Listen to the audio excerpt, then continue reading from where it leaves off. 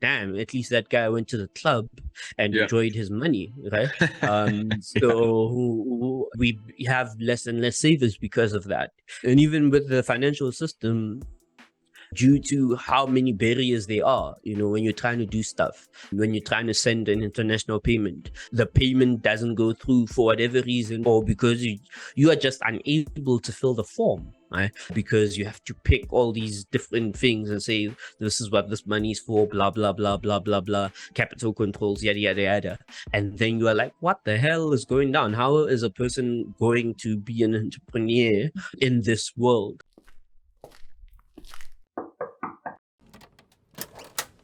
Hello and welcome to Bitcoin with Jake. This is a podcast all about people's personal journeys to Bitcoin.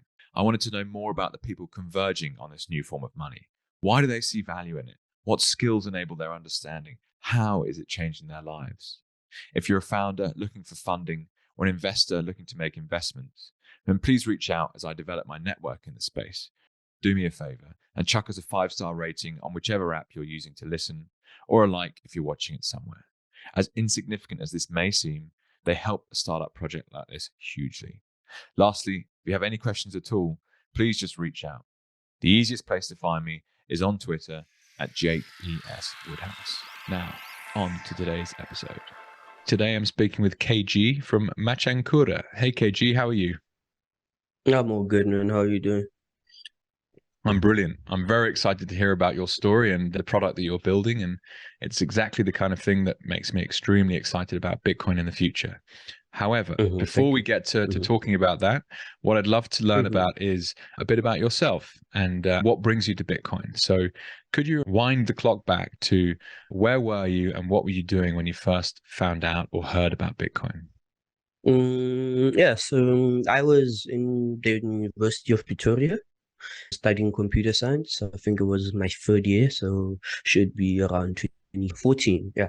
So in a computer security lecture on that day was talking about Bitcoin and put it up on the projector, started things off by saying this will not be examined. And that is as far as I was paying attention.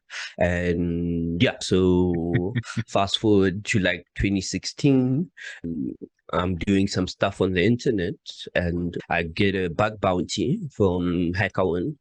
And then they say, oh, I could get the payout in Bitcoin or PayPal, right? So now this is the first time I'm actually paying attention to it. And I'm like, okay, cool.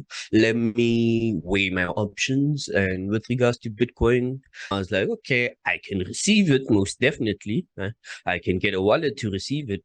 But then what am I going to do with it? So I didn't have HODL in my vocabulary. And then I looked at PayPal and then I'm like, oh, in South Africa, you can receive PayPal and even deposit it into your own account. Right? But even besides that, you could still buy stuff online using PayPal. Right? So I was like, okay, cool. Let me buy some music. Let me buy a laptop. And yeah, so I didn't take the Bitcoin. Would have been 1.3 Bitcoin back then. And yeah, so today that laptop doesn't work anymore. And well, the music still sounds good, right? But it's more expensive. Not, yeah, it's not worth the sats I paid for. And yeah, so 2017 happened, the bull market, and then I was like, yo, maybe there's something I missed, and started shitcoining. And 2018 happened, the bear market, and then I was like, maybe there's something I missed. And then, yeah, I read up on as much as I could around Bitcoin, went down the rabbit hole, economics, tech, yeah, all these different topics. And then I'm like, okay, cool, there's something here. And yeah, then I started working on a few projects, Bitcoin related. Cool. It's always kind of similar what people respond to that very simple question, but it gives me lots of directions to take the conversation in, which is always awesome. So you were in the University of Pretoria doing computer science.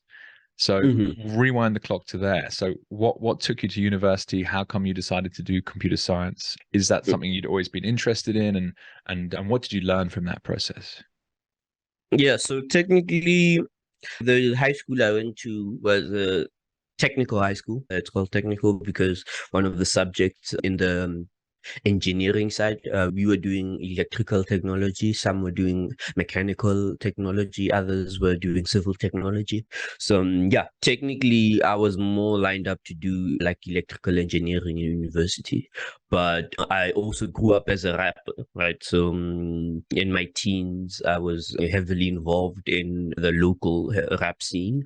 And yeah, I honestly believe that that geared me up to be a Bitcoiner as well. But when I got to like grade 12, which is the last grade in South Africa, I had to make a decision. Do I follow this rap thing or do I go to university? I had originally applied for electrical engineering or electronic engineering at the University of Pretoria. And then they had a career expo at the local campus. And so I went and I was checking everything out. And yeah, I'm a shy type, introverted with a little extroversion. So I got to the expo and all these kids were on the electrical engineering table. And then there was this empty table with two guys sitting there. And that was the computer science table. And I was like, okay, cool. Let me go here and hear what they have to say. And I started having a chat with them nerds. And they were selling the field, right? And then I asked them, like, what do people who do computer science end up doing, right? And obviously Mark Zuckerberg, Facebook was also big at the time. So I was like, oh, cool. I'd also like to build a Facebook one day. And yeah, so that's where I made the decision, asked them what I would need to do to switch my application from electrical engineering into computer science, and electrical engineering became my second option. And yeah, so the nerds helped me out, and I didn't even go back to the table with the engineers. But yeah, then there's other things that influenced my decision basically on that day as well.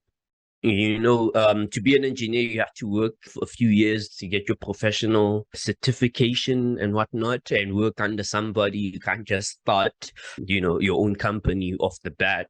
And yeah, I thought like the idea that you could start your own company and work on your own ideas, all you would need is a laptop and an internet connection, was quite intriguing at the time.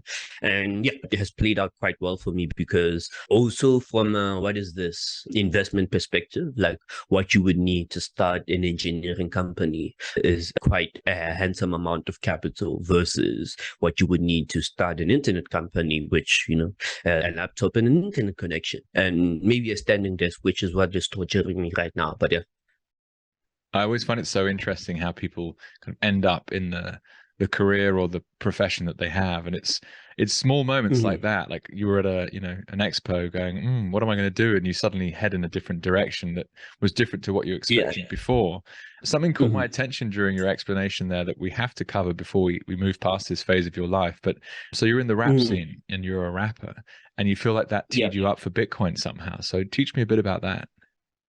Yeah, so in the rap scene, the rap is a weird genre. Well, hip hop is a weird thing as well, right? So there's this real hip hop versus commercial hip hop thingamajiggy, and yeah, to me, it feels quite similar to Bitcoiners versus shitcoiners, right?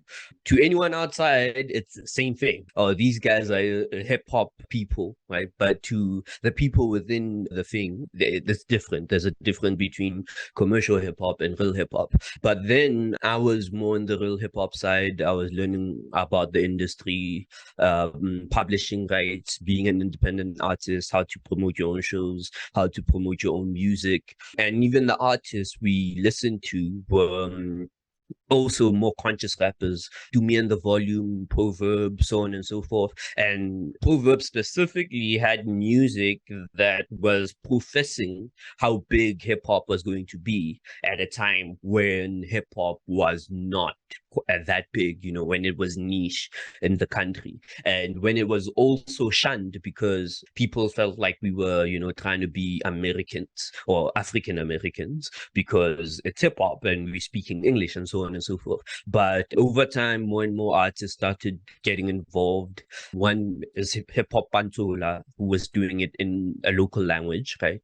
But he also would rap in English. So he would mix, and he called that motswako. And a lot of people then started giving hip hop an ear. And over time, you could also do it in English, and people wouldn't mind because they understood that, okay, you're still talking about the stuff we are dealing with. But on that note, I think one of the other groups, which is one of the most interesting ones, was Cashless Society, right?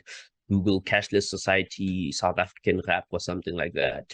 And of course, as Bitcoiners, the topic of Cashless Society is, what is the word I should use? It's quite a recurring topic, right? It's something that we are seeing with the CBDCs and all these different things. And yeah, even the other name is the Hard Cashless Society, right? So yeah, I want to actually interview these guys and ask them, like, yo, what is behind the name? Because I do know that the logo they were using also had that thing on top of the dollar, the all-seeing eye. Right. So I Yeah, think I know what you they mean. had, It's kind of drawn into the design of the dollar somehow. yeah, I right. couldn't tell you exactly what the symbol means, though. I don't know. Yeah, so I'm gonna leave a link in the chat to one of their songs with the album cover, Yeah, and I'll then check it we'll out. Thank maybe you. put it on the screen. Yeah, we'll put it on the show And notes. yeah, and then I'm like, okay, cool. Why is that connection there? Like, were these guys on, and what were these guys thinking when they were doing this? And this was one of the biggest rap groups we had in the early days, right? So yeah, that is basically why I feel like there's a connection, or I feel like that was preparing me for the Bitcoin world. So in that particular rap market that you were part of, or scene, shall we say, there was a group of people that believed in like a purer version of rap, and there were others that had kind of sold out to a more commercial entity that perhaps more money was in it and was predicted to be big, but people actually didn't choose. They chose not to do that specifically because of their kind of ethics. How interesting. And cashless society, it strikes me that this is a subject that has been discussed for so long, the power of governments, what is money, where is it from, how does it affect us? And it's ingrained in culture everywhere. And all too often, the current fiat paradigm is so prevalent. When you start seeing it, it's everywhere. But there were people counterculture to that, such as the guys you just mentioned. How cool. Okay. And so all the way in the 90s, all of this was happening, right? And yeah, which is obviously pre-Bitcoin. So they had no idea that this thing was coming along. Okay, awesome. 2018, the bear market's kicked in. The shitcoin phase is, I assume, kind of behind you. What were some of the things that you learned through that process? And how did you kind of really home in on what Bitcoin was? Well, so for me, it was the greed that brought me in. And obviously, when you see everybody else making money, and then when you try to participate, you don't make money, you start questioning why and what is actually happening. But for me, the other thing, and the other reason I was shitcoining, was because I was trying to find a way to put my money as a young professional, recently started working full-time. Where do I invest my money? So I was also investing in the stock market and all these different things, right? And had a savings account as well that offered 10% interest, but then our central bank changed something, and then they went down to 8%. And I was like, yo, when I made my calculation for why I would want to put money in your bank, 10% looked like something that would beat inflation in my books, right? Because the other thing is, in South Africa, the central bank says the interest rate is 6%, and they say they target anywhere between 2 or 6%, right? But every 10 years, I feel like the prices of things double. Right? The price of bread becomes double whatever it was 10 years ago. The price of petrol becomes double whatever it was 10 years ago. And I did my own calculation, and I'm like, that can only happen if inflation is 7 to 8%. Right? Otherwise, it cannot become double. Right? So I felt like there was something we were not being told. And that's why I went with the savings account that was offering 10%. But then them even not sticking to that 10% they had advertised, I felt cheated as well. And I was like, this cannot be it, right? And then equities, of course, I read a few. I think The Intelligent Investor was one of the books I read. The main takeaway was ETFs or index funds or something like that. But the thinking about it is you would want to put your money in something that performs over a longer period of time. And chances are the average person is not able to identify that thing. Right? Is not able to look at the financial reports of the biggest companies in the world and say, okay, cool, Tesla and Snapchat and Nvidia are the ones that are going to be performing very well over the next 10 to 20 years, right? So what you would do as a normal person, just pick the index fund and put your money there, because the index fund tracks everything else, and or you will generally perform quite well. So yeah, and then comes Bitcoin, right? Obviously, everything Michael Saylor said when he started accumulating Bitcoin rings true. The best performing asset over the past 10 years. There is no second best, so on and so forth. So yeah, and from one other reason why I like Bitcoin was because simplicity. Right? Given enough time, I could study Bitcoin more and more and more and more and more, and even get to a point where I catch up. But even besides that, there's so much content being produced about Bitcoin that, let's say you don't even like reading, right? He's going to create content in the form that you would like to consume it in, whether it's a YouTube video or whatever. So I felt like even if I introduce somebody else to Bitcoin, however type of person they are, they're going to find Bitcoin that would speak to them and speak to them quite well, right? Obviously, Africa has a history as well with colonization, and that has led to some other things with regards to our monetary history, right? And I think some of it is covered in the Bitcoin standard, where glass beads were used to trade slaves, but it's easy to produce glass beads elsewhere.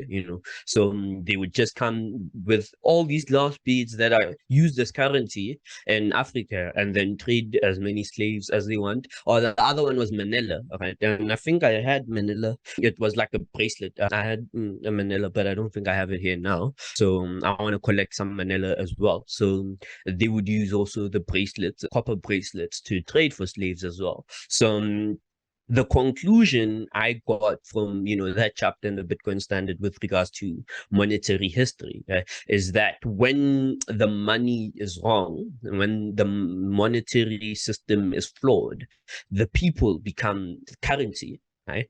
And yeah, we've seen it in history repeated many times. I also read a book, I think, Debt, The History of Money. I don't know if it was David Graeber. I disagree with his conclusion, but I like what he highlights. Right? I think he doesn't see money as a technology. Right? So that's why he wants to see money as whatever money was all those years ago, 500 years ago.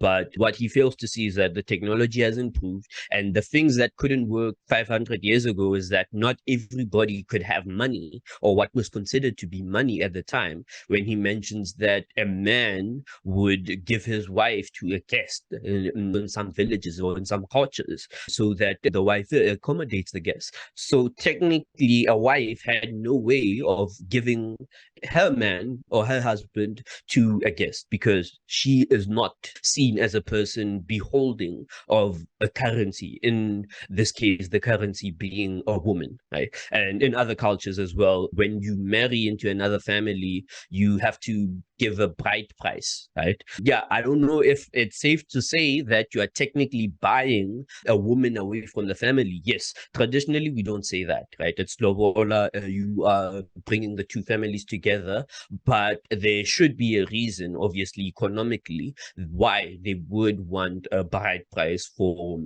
the woman or whoever is being paid for. In some cultures it's men, right? So it's like an economics question, right? So whenever the money is gone, people become the currency. And I think we are seeing it again in the current monetary system, although it's a little different. The main thing today is debasement, right? A country like America can print trillions and trillions and trillions of dollars and not experience the same level of inflation that other currencies experience, right? And not have its economy shake in the same fashion that other countries' economies shake. And it's weird because some people think that only developing countries are the ones that get affected that much. But I think if you remember what was happening in England with their housing market when the central bank even had to step in, and I don't know what they did, but it was going to spiral out of control and the whole economy would have been,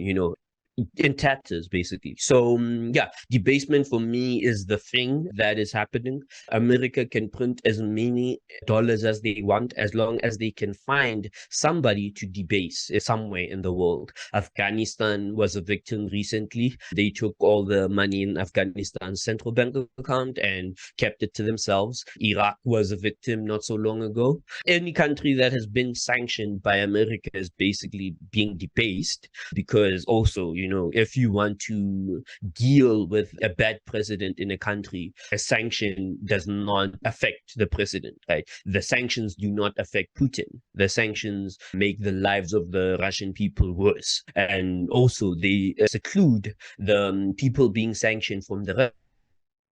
So KG, you're talking about debasement and the global monetary system in great detail, frankly. What I think my audience would love to hear is just on a very local level. So in South Africa today, you've already mentioned that you were researching equity investing. You ended up being advised that an index fund was a good idea. It's incredible how the average person is facing this problem, right? What is the inflation rate? Well, the numbers aren't exactly what the government says. So what does that mean? So teach us a bit about the day-to-day for South Africans as it stands and the monetary system that functions there and how Bitcoin's an antidote to that. Okay, yeah. So ultimately, one of the sad things in South Africa is that only 15% of the working population are paying the taxes that keep the country running.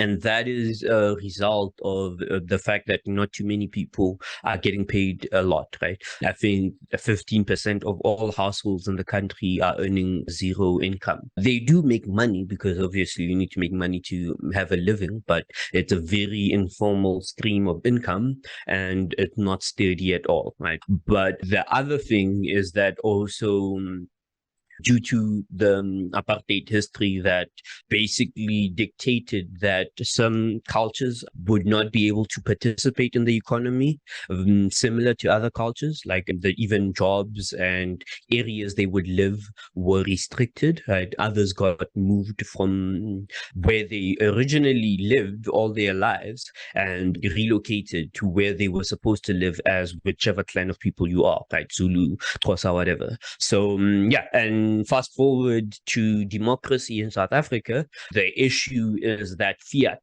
as a system rewards anyone with assets. And so if I go to the bank today and ask for a loan, the bank's interest rate usually has to do with how many assets I have to my name, right? So now you have to ask, like in a country when the majority of the people in the country were economically disadvantaged to not own any assets, and if they did own any assets, they could also be seen as informers in their own communities because people would ask, like, how did you get a car? How could you afford a car when all of us don't afford a car? So, yeah, then you cannot get a good interest rate for your house or for your car because you do not have assets. And of course, the other thing is that the white kids can get better assets because they have trust funds, and so now we have youth that are working quite hard and that are very talented. Like I believe we have quite a lot of talented people in Africa, right? But the issue is when you go to the bank as an entrepreneur and you say, yo, I have this idea, and the bank obviously will not give you the type of loan you would expect for you to work on that idea because you don't have any assets to your name, but you still go ahead and try to do it. What results is that almost 90% of all small businesses in South Africa do not get to year 5 of operations, right? So by the 5th year of their operations, they have to close down, right? And Of course, also, if you want to do business, you need to have a lot of capital to weather the storm. And if you have a family as well and you're an entrepreneur and you are experiencing a dry spell, your business, for some reason, it's a dry season, your family is going to look at you and say, yo, you should get a job because, we cannot struggle like this, you being as skilled as you are, so on and so forth. So then what also happens is that all these talented people end up working shit jobs that do not pay well and where they are treated poorly because obviously once your business fails, you also take a knock as an individual. Your confidence kind of goes low. So whether or not you're talented, you do not believe it, you will just end up working any type of job you can find, and it may not even be the job that you are skilled or talented in. So yeah, for me, then it becomes an issue where the South African economy will not get better. But the root of it all is that in a fiat system that rewards people who already have assets, who already have capital, there's no way that you can work hard enough to catch up. Right. So especially if you're in an economy where you're competing against those people, because that's what business is, right? And entrepreneurship as well, boom past and all of that. If you have enough coins to put in the machine, if you played at an arcade, you could continue until you got to the end of the game, right? The only other way to get to the end of the game without enough coins is if you learn the game quite well. So you only need one coin and you never die, right? And so entrepreneurship in South Africa's case is struggling with that. Only the people who are great enough at entrepreneurship or, naturally skilled at entrepreneurship eventually do well in the South African economy on the condition that nothing goes wrong for them as they are building up, right? Otherwise, they would need more coins to put back in the machine and to continue on this entrepreneurship journey. And then we start seeing all these news articles that the wealth gap is getting wider and wider and wider in South Africa, which obviously it's going to only continue further and further for the foreseeable future, unless, we adopt a hard money that does not reward one person over the other, because we all have to work the same to get the next Bitcoin, right? We have to all provide the same amount of value to get the next Bitcoin. And no matter how much Bitcoin you have, you do not have the ability to get Bitcoin easier than somebody else. Right? And yeah, so for me, I hope and pray that, Bitcoin becomes a global standard so that we move away from fiat, so that people who actually work and are able to even, let's just say, save, if you can save for 5 or 10 years and whatever idea you have, you then get to see it through 10 years later while you still have some youth in you. And the main issue is, of course, you need to still be young for you to pursue your wildest ideas. Otherwise, you will be reserved and, well, you're incentivized to be reserved because you have to start thinking about retirement. You have to start thinking about just kids' high schools and all of these different things. So yeah, I hope that Bitcoin actually allows people to, do more, take more risks, take more career risks, weather the hardships of entrepreneurship better than otherwise. So yeah. Wow. It's extraordinary how important Bitcoin is, isn't it? So this is the first time that you and I have ever spoken. It's like, oh, wow. There's always different people with different views and solutions for the situation they see. It's just mind-blowing. And you just talked us through the difficulties of entrepreneurship in South Africa as you see it. You are founding a business as we speak, and that's what brought us together. One of my listeners suggested that we have a conversation. So talk me through Machankura and what is the problem that you see and how is your business solving that? And how's the process gone so far when you know that the odds are stacked against you given the explanation you just made? Yeah, well, let me say I'm fortunate because I'm like a software developer. I can work for anyone around the world and earn an international rate versus however software developers are paid in South Africa.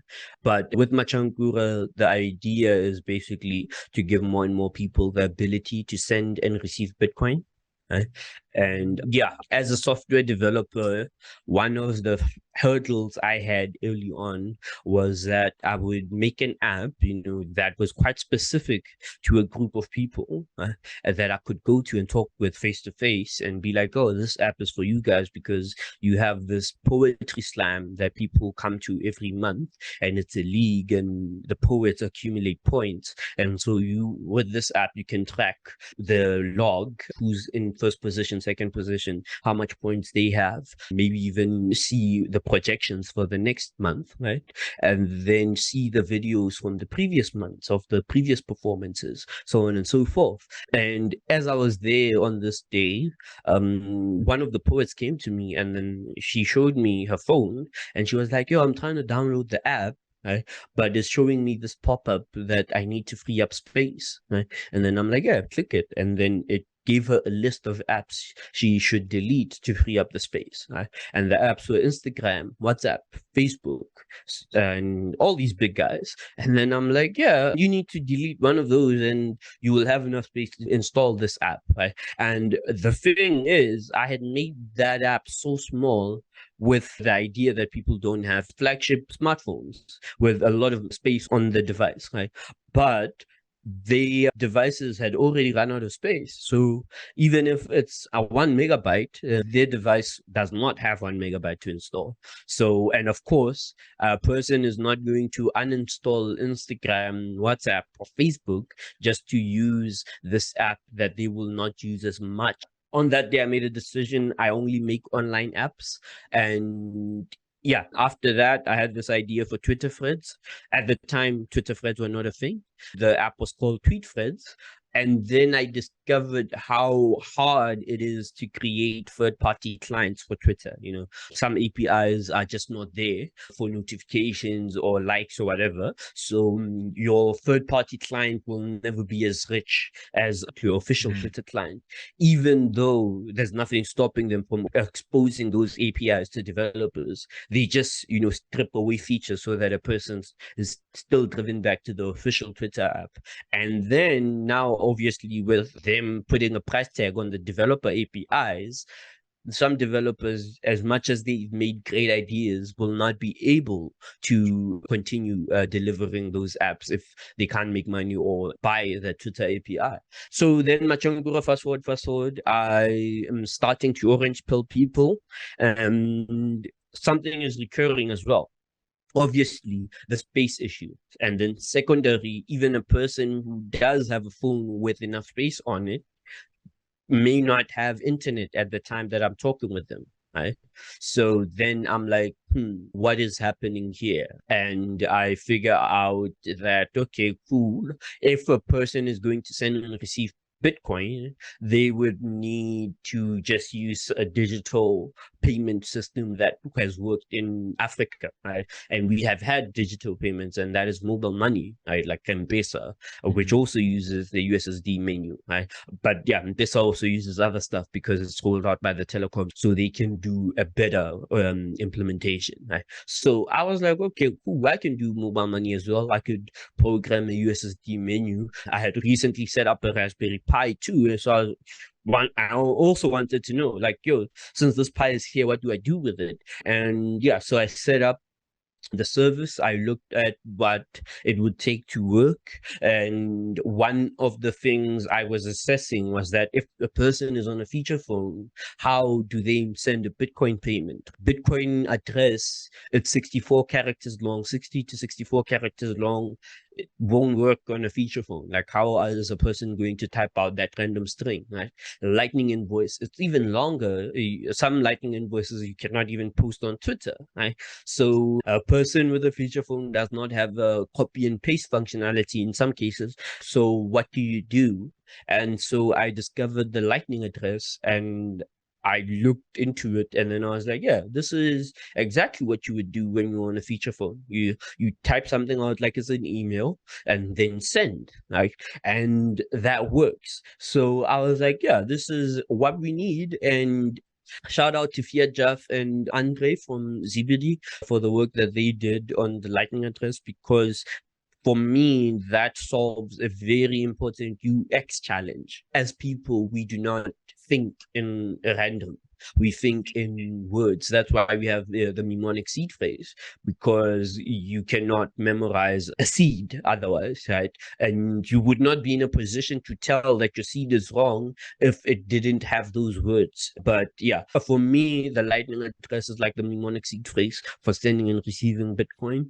And the focus of it being human readable and human writable, it makes Machankura work as well as it does. It makes it easier for me to introduce it to a person because a person can see the Lightning address. And yeah, so that supersedes everything else. And even I think Silent Link, the guys that sell the what is this thing that they sell?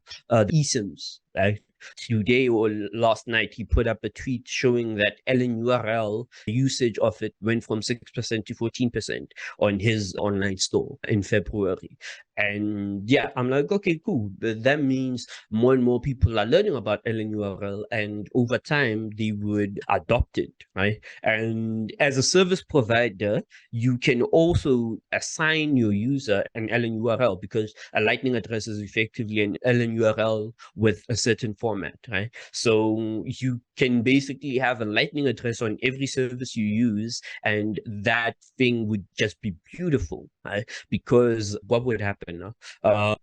Yeah, so Zibidi, I could go to Zibidi and become Kotato at zibidi.gg. Right? Now, when I want to pay for a service, I already know zibidi.gg. Right? And for me, this is what is going to offset the Play Store. You know, that 30% that the Play Store takes from developers is going to be offset by the Lightning address, because in the Play Store policy, it's not allowed for you to show your payment options in the app, right? Because you have to use in-app purchases, Apple in-app purchases, Google in-app purchases. But a Lightning address is a Lightning address, right? It's just the username at service.com, and usually they set their own username, and then they learn the service domain is able to pay for their own service by just looking at their own username at service.com without needing to even, open any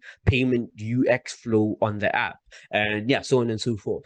But then Machangura, then the focus is for people without internet connected devices, feature phones. There's only like 30% of the African population with an internet connected device, and the Lightning address enables me to give each and every person an identifier they could use to receive money. And yeah, we've integrated Bitrefill, because I had a chat with the guys at Bitcoin-only, and I was like, yo, how do you guys orange pill the merchants, right? And of course, one of the things you have to show them, you could use your Bitcoin. And Bitrefill is one of those things you could use your Bitcoin on, buy airtime and all these different things. So I asked the people at Bitrefill very nicely, like, yo, I'm working on this, I'd like an API. And they were like, okay, cool. And I integrated it, and it works. Every country can buy airtime. In South Africa, you can buy groceries and even filling station voucher as well. So I use it to do my groceries. Then there's a company called Crypto Convert in South Africa. They are the ones that did the integration with Pick and Pay so that you can pay with Lightning. Their app just converts the Pick and Pay QR code into a Bolt 11 invoice, and you pay that invoice, and then they settle it on your behalf. And yeah, they are just great like that, and I've integrated them to allow me to purchase electricity. And what else? Oh yeah, so then the other question I asked was, how would a person buy Bitcoin or acquire Bitcoin, right, if they do not have an internet connected device? And from there I was like, yo, Esteco exists, the Bitcoin voucher company, right? And as Teco already has a deployment in South Africa where I could pretty much go to any corner store and buy a voucher. And so I went, and then I was like, yo, I'm working on this, and I'd like to allow people to redeem Bitcoin vouchers via USSD, right? And yeah, so I had a great chat with them. They're great people, and they've been supporting this project for quite a while. The integration is live as well. So my users can go to any corner store that sells the vouchers that are redeemable for Bitcoin and then redeem them for Bitcoin using the USSD menu. So I could go to my grandmother's village even and buy Bitcoin and load it up onto my phone with ease and not have to worry about anything. So that's pretty much the service in a nutshell. And my hope and my mission with the project is basically to get people living on a Bitcoin standard. And yeah. I'm into that.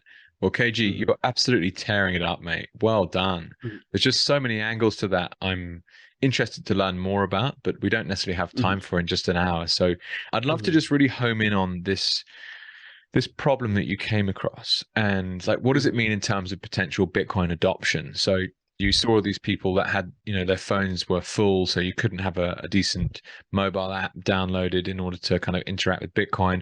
And not only that, a lot of people don't even have an internet connection. So what do you do? In terms of potential market participants and Bitcoin adoption, how many people does your product enable access for that aren't currently able to?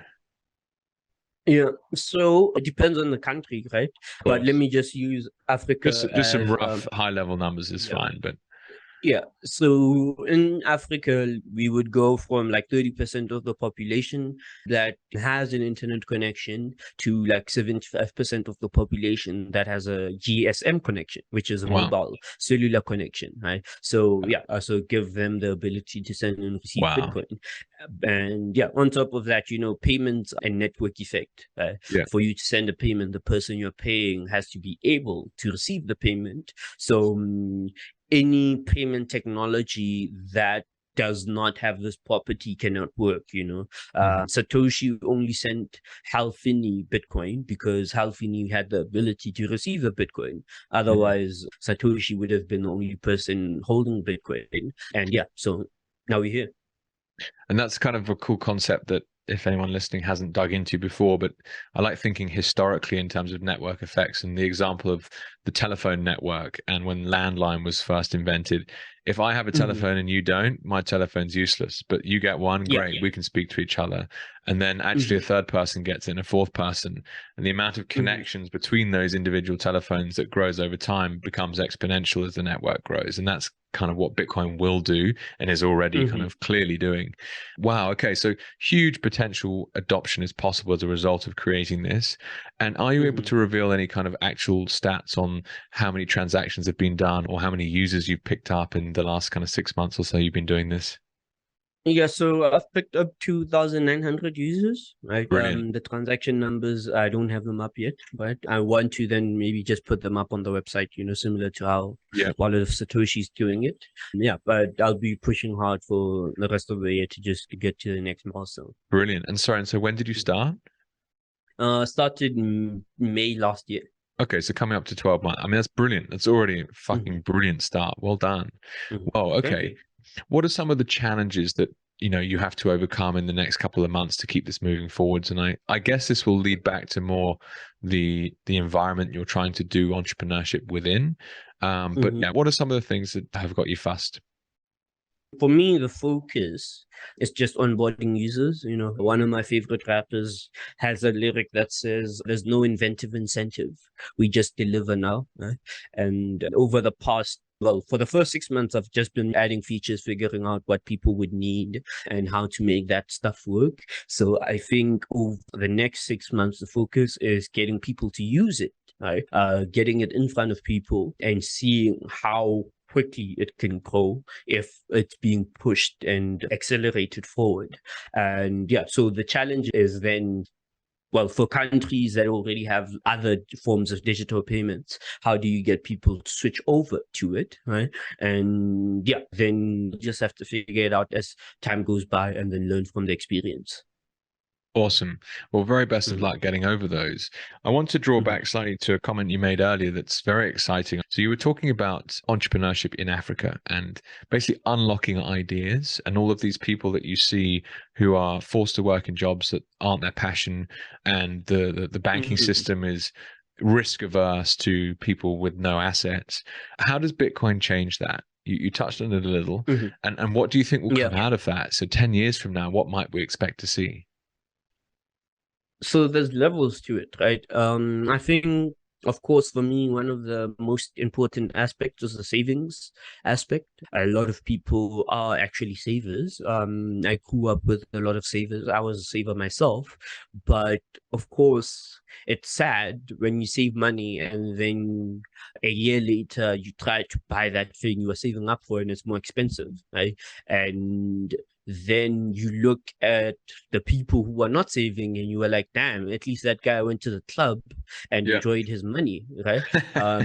So we have less and less savers because of that. And even with the financial system, due to how many barriers there are, when you're trying to do stuff, when you're trying to send an international payment, let's just say for whatever reason you have an idea that requires you to send an international payment and the payment doesn't go through for whatever reason, or because you are just unable to fill the form, right? Because you have to pick all these different things and say, this is what this money is for, blah, blah, blah, blah, blah, blah, capital controls, yada, yada, yada.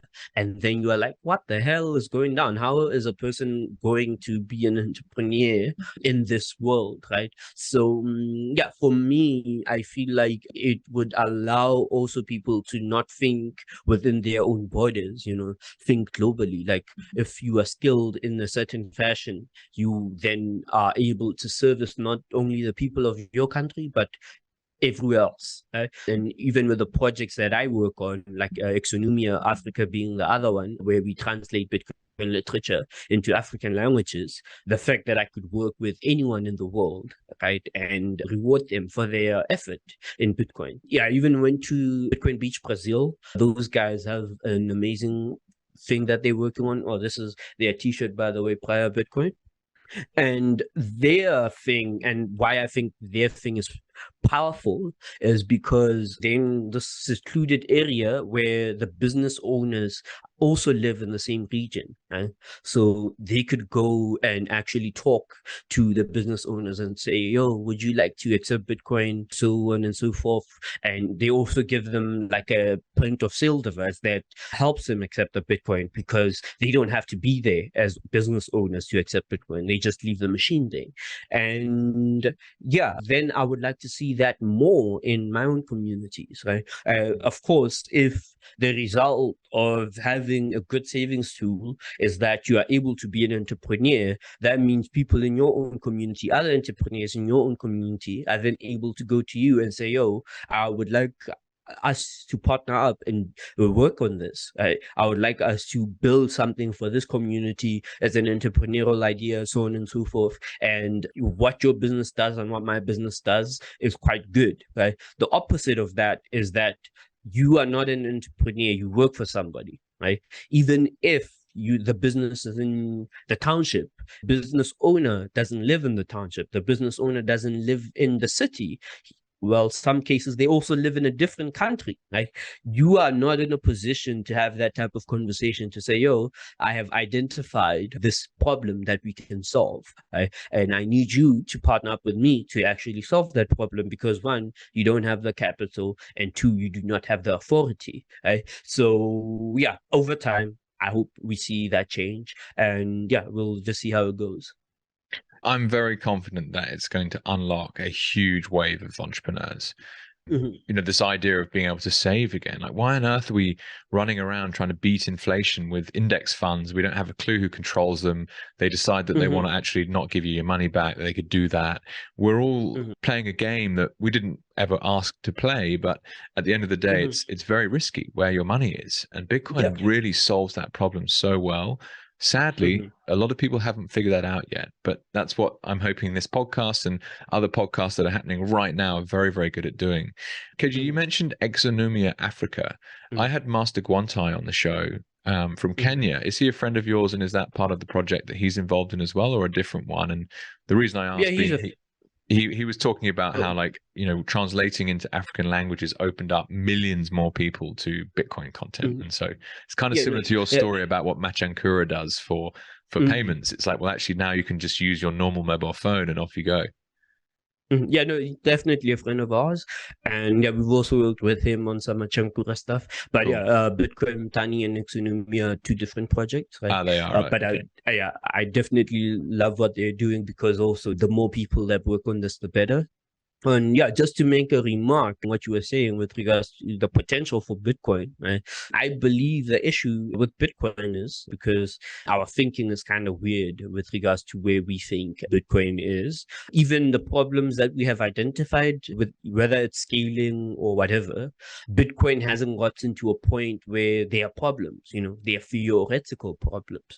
Like, the level of Bitcoin adoption is so low that even JPEGs cannot clog the mempool. So what is the missing thing to just tip Bitcoin adoption forward and to get more people involved? And yeah, so there's this mentality I've recently seen that people are saying we shouldn't force people into Bitcoin, right? But technically, Bitcoin is competing against everything else. From whatever thing Bitcoin can do, whatever way you want to use Bitcoin savings, whatever, if you just want to move value, right? Or I don't know what you want to do with Bitcoin. There's always something else that can do it. And even if Bitcoin is the best thing you could do that would service your needs, you would most likely use PayPal over Bitcoin, because there's no one there to explain Bitcoin for you. There's no one there to force you to use Bitcoin, right? But there's always somebody selling a PayPal, selling a Cash App, selling whatever else, right? So Bitcoin, I believe they need to be more aggressive. And if we are not more aggressive in our approach, there's this Bible verse that says something like only 144,000 are going to get home. Ultimately, whatever's happening in the financial system, CBDCs, tyranny, 15-minute cities, only like 144,000 people will probably be the only ones are able to avoid falling victim to all of that, right? Wow. Because nobody else is out here trying to say we are going to get millions of people onboarded to a Bitcoin standard, except for maybe like a Nayib Bukele, right? But even there, if you look at the Bitcoin adoption levels, they could still use more work, because companies like Chivo Wallet are not Bitcoin companies. They are fiat companies that work more on the USD wallet side than the Bitcoin wallet. So at the end of the day, if ever a person tries to make a Bitcoin transaction with Chivo, what has been happening over the past year or two is that they've had issues.